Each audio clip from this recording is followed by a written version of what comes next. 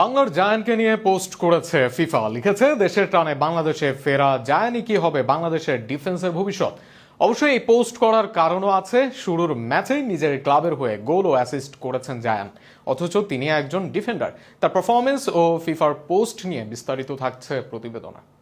বাংলাদেশের জার্সি গায়ে এক তরুণ ফুটবলারের ছবি, আর তার সঙ্গে বিশ্ব ফুটবলের সর্বোচ্চ সংস্থা ফিফার অফিসিয়াল পেজে ক্যাপশন, শিকড়ের টানে ফিরে আসা জায়ান আহমেদ বাংলাদেশের ডিফেন্সের ভবিষ্যৎ। এমন দৃশ্য স্বাভাবিকভাবেই বিস্ময় জাগায়, তবে যেভাবে পারফরমেন্স দিয়ে আলোচনায় এসেছেন জায়ান, তাতে এই স্বীকৃতি মোটেও অপ্রত্যাশিত নয়। দুবাইয়ের ঘরোয়া ফুটবল লিগে নিজের অভিষেক ম্যাচে দুর্দান্ত ছাপ রেখেছেন এই উদীয়মান ডিফেন্ডার।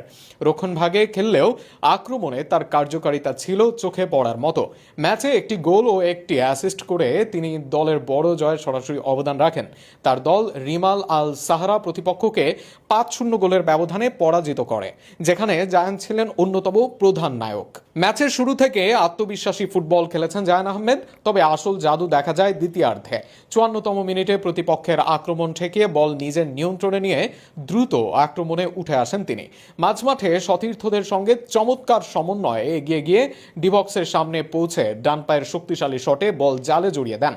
একজন ডিফেন্ডারের কাছ থেকে এমন নিখুঁত ফিনিশিং সত্যিই বিরল। শুধু গোলই নয়, দলের আরেকটি গোলেও গুরুত্বপূর্ণ অবদান রাখেন জায়ান।